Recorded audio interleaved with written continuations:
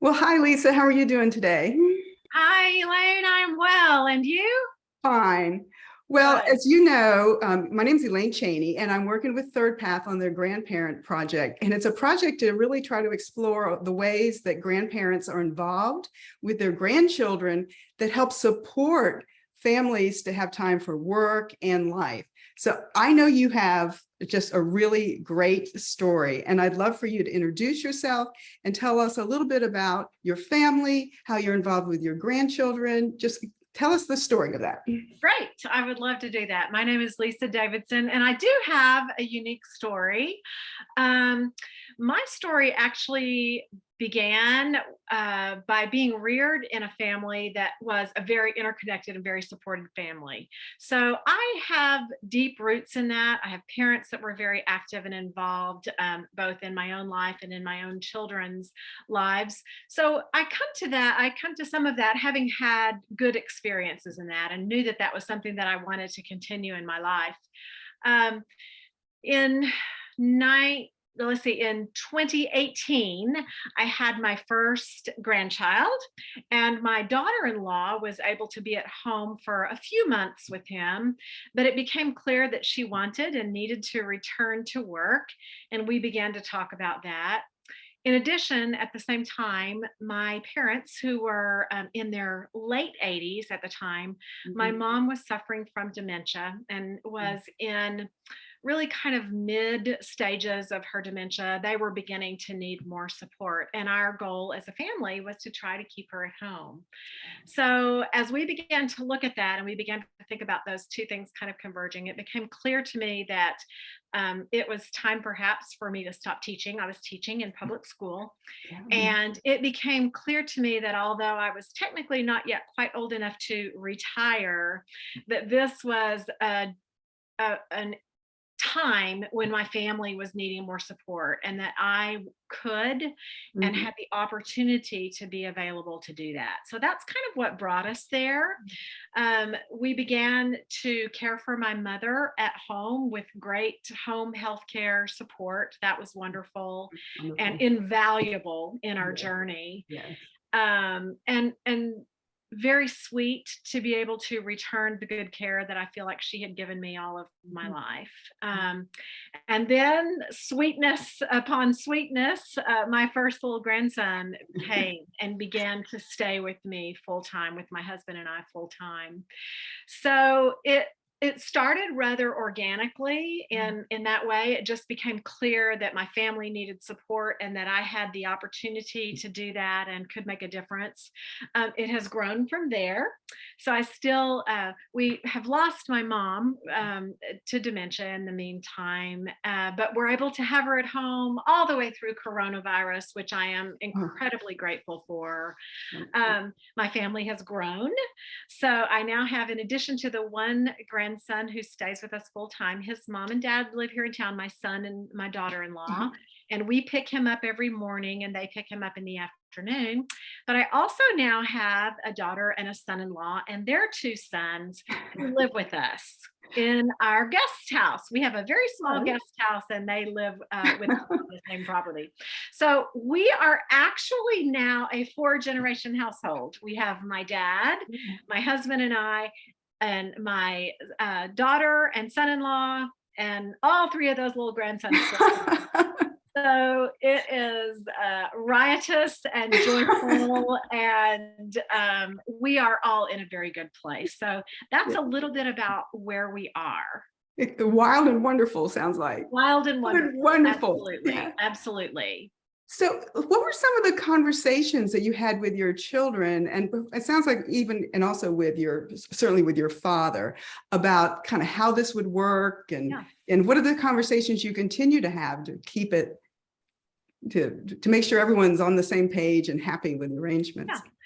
those are really great questions, and I thought quite a bit about that as we approached this interview, thinking about what I wanted to emphasize in that. Right. Fortunately, I come also from a family who tends to be pretty open about communication. So those initial conversations, we just all agreed okay, there are going to be things that are going to come up. There are Yep. going to be issues that we need to talk about, and we're all going to have to agree that when they do, those are not going to be taken personally. We're not going to be offended by those conversations. We're just going to accept that as, these are conversations that you have to have. And Mhm. and and fortunately, my family is able and has made a conscious effort to do so. Quite frankly, coronavirus even upped that mark a little bit In because what way? Yeah. we all had to stay in each other's bubble. Yeah, there you were, So right? we all had to know what was acceptable behavior, what was not acceptable behavior.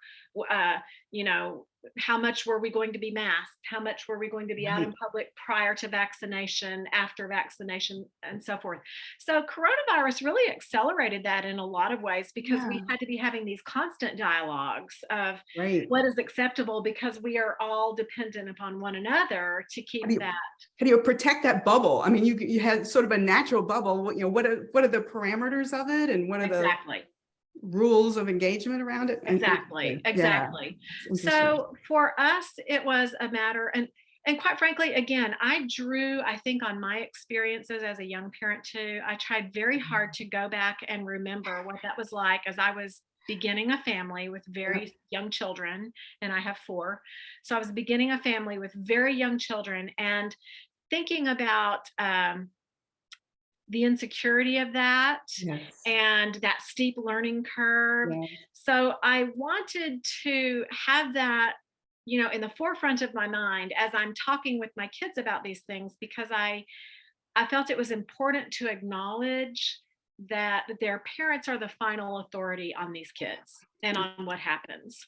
Yeah. And I may not do everything in exactly the same way that you do, but I'm going to try to be very respectful and very Mhm. mindful of the way that you do want our days to flow and to operate with your kids. One of the questions that you talked about when you sent me a little email just saying some of the things that you might ask was, what difficulties have we faced? And Yeah. in all honesty, Elaine, it has been such a very smooth transition for us.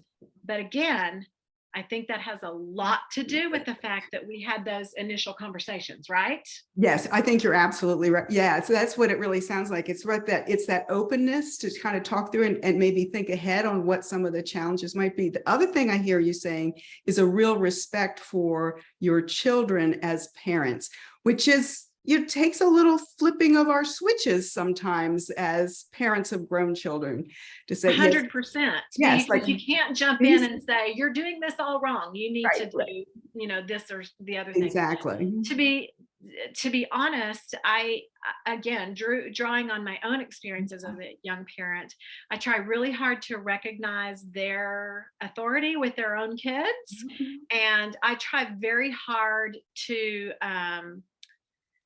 uh, ask permission rather than forgiveness. So, and sometimes that's Yeah. even in the very simple things. Recently we were going to go to the pumpkin patch. I thought, oh, we'll go to the pumpkin patch tomorrow, and I thought, you know what? I need to check with parents first because is this an activity that parents would prefer to do themselves, Oh, and they don't want me to take that activity to from take them the as excitement. Yeah. exactly. So even in small things, I just think it's really important to try to acknowledge that this is their experience. This is not my experience 2.0. This is their Right. this is their experience of parenting, and I am there to support that. One of the things I will say that we have had to think about a little bit is my children have some different parameters in how they parent. Oh, because you're taking care of children from two different sets of Different parents. So I parents. have a daughter and a son-in-law, and a son and a daughter-in-law.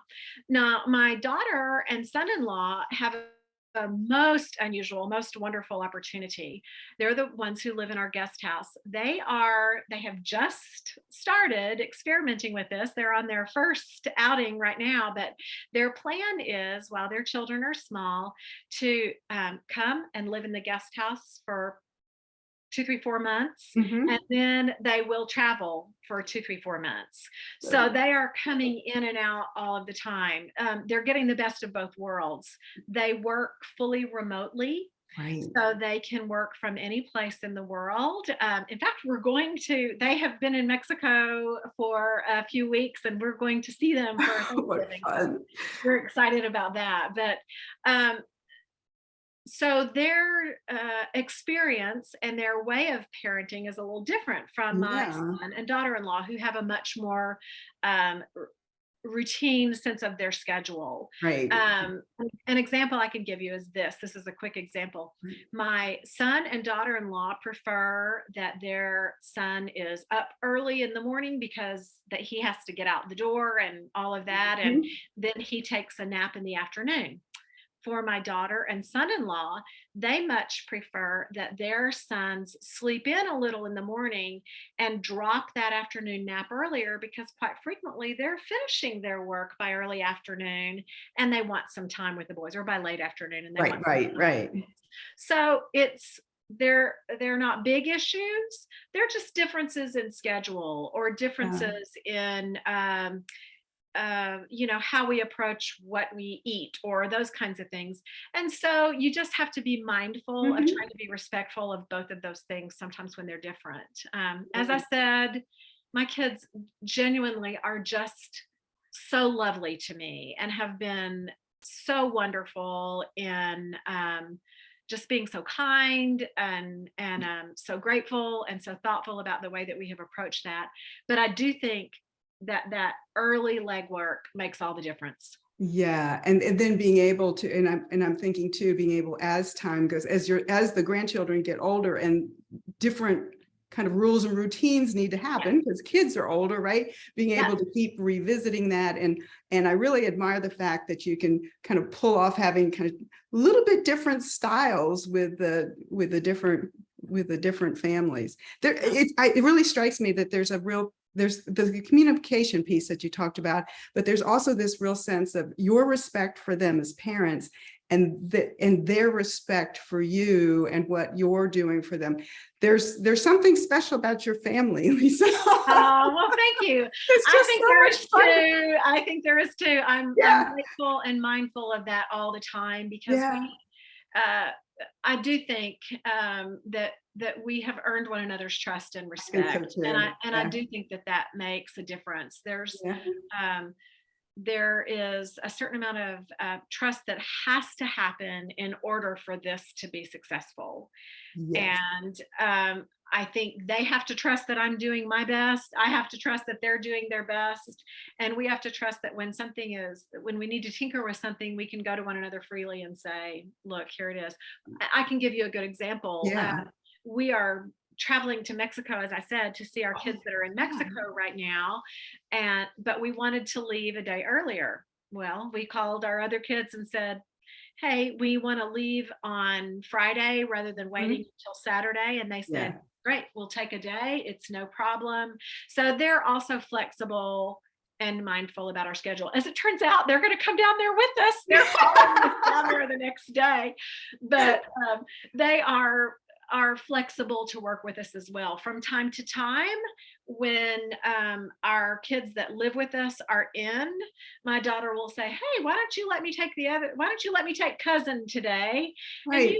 you and pops go down and have a coffee, or whatever. So you're exactly right when you say that things are changing all the time. Things Yes, are in flux all the time. yes. So one of the things that I would say, in addition to that communication piece, to anyone considering these alternative arrangements, is you have to be willing to be flexible. I wrote down flexible when you were talking. I was like, I'm hearing that the ability it's to just, I mean, that kind of go with the flow, or the fact that things are going to change over time, or they might change from day to day, So yeah. 100%. They are Yeah. guaranteed to change.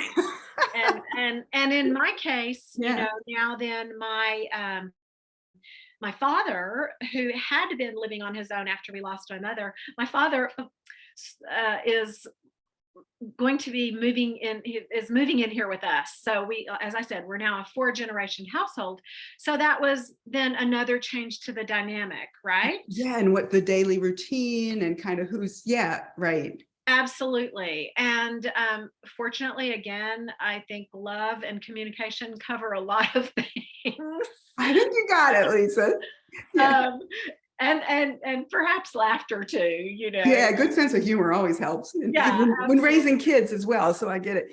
Oh, So, absolutely. yeah, I'm always struck when I talk to you, Lisa, and I hear about, how busy your life is. And you hinted it a little bit when you said your one daughter who lives behind you gives you like the morning off, grandmom's that morning off. But self-care, I mean, how do you take care of yourself as well as the care you're giving your family?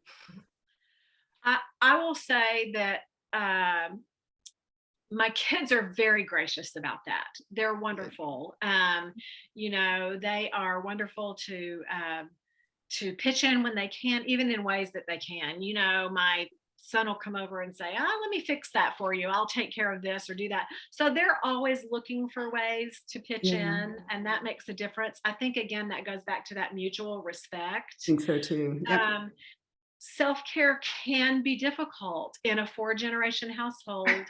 I tend to be kind of the linchpin, right? Yes, So everything revolves around you somehow. Yeah. exactly. I try to remember a couple of things. I try to remember, first of all, and I've shared this with so many young moms because an older friend shared this with me when I needed to hear it. I try very hard to be a thermostat and not a thermometer. So I try very hard to set a temperature and a tone rather than reacting to a temperature and a tone. Oh, gotcha. And so, a thermometer reacts to whatever the Right. temperature is. A thermostat, on the other hand, is trying to set that tone and set that I love temperature. that. So we work very hard to work as a thermostat to set the temperature. My husband is wonderful.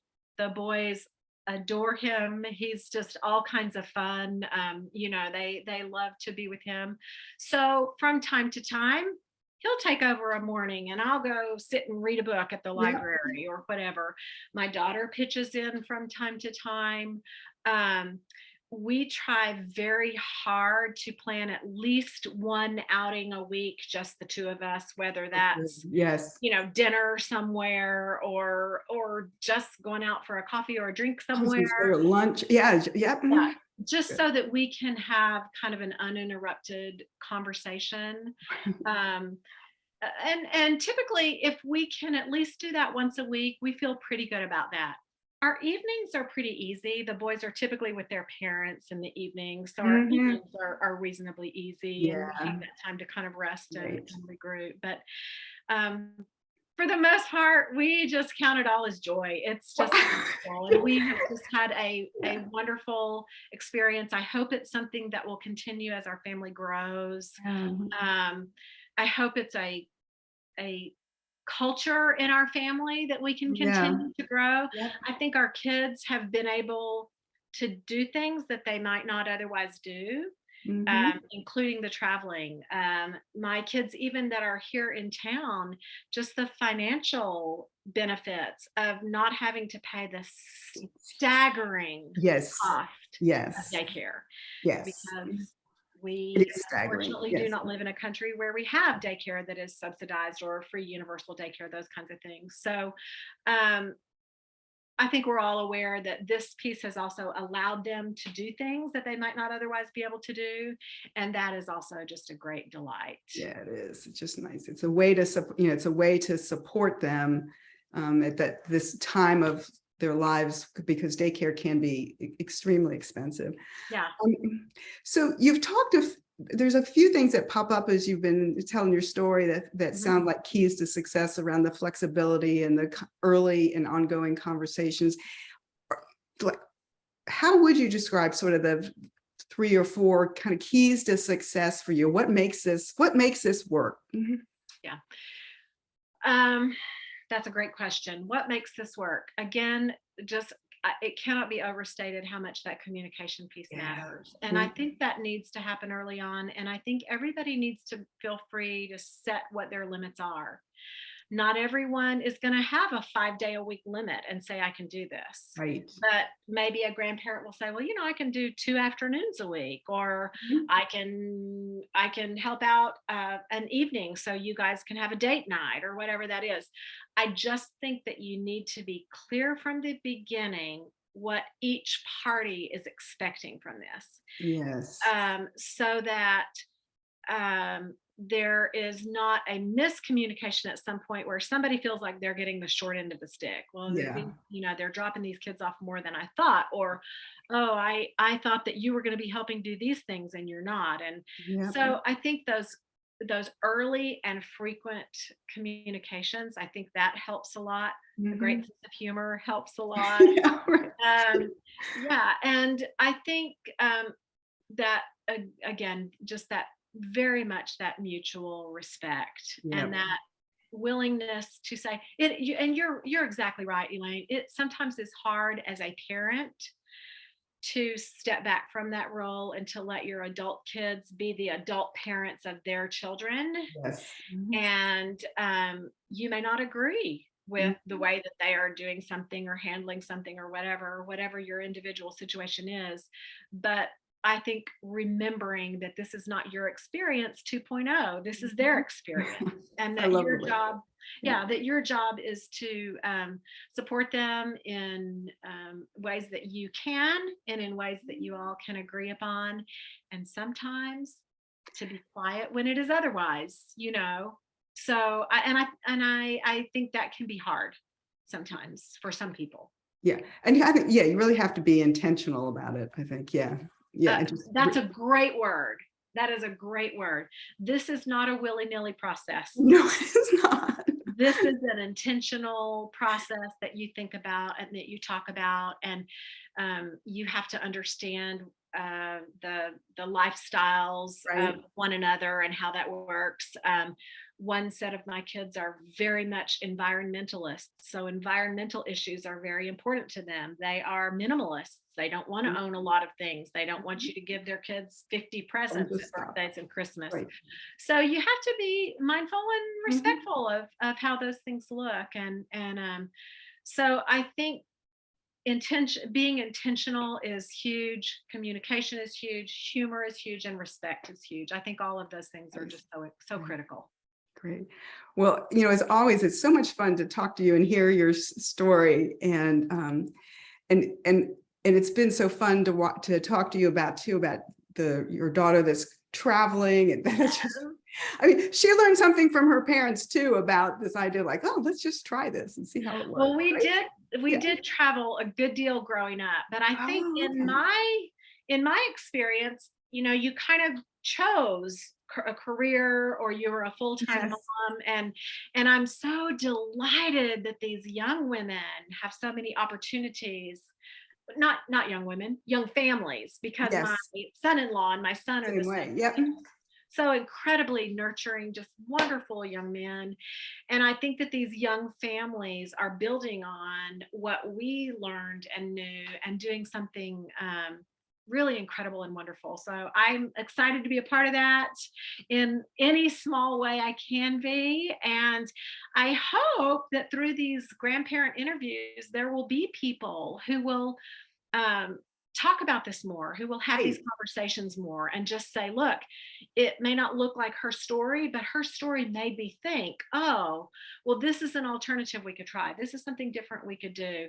Because really, there are only as your imagination is the only limit, right? Into how Right. these things can be done. Great. Wonderful. Any final thoughts before we sign off? Just, I wish all of you to have as wonderful a journey as I have had with this. And I hope if you're young and you're listening to this, that you will continue learning and exploring and growing with this. I just see the benefits that it's brought to my children, to my grandchildren, and to me. And, and I think it's a wonderful opportunity. I think Third Path has something to offer in terms of information and sparking Mhm. ideas and sparking new conversations. So keep up the journey, Elaine. It's always great to talk to you. Thank you so much for getting this all organized, for figuring out that technology piece. I will look forward to seeing you again very soon. Okay, great. Thanks. All right. Take care.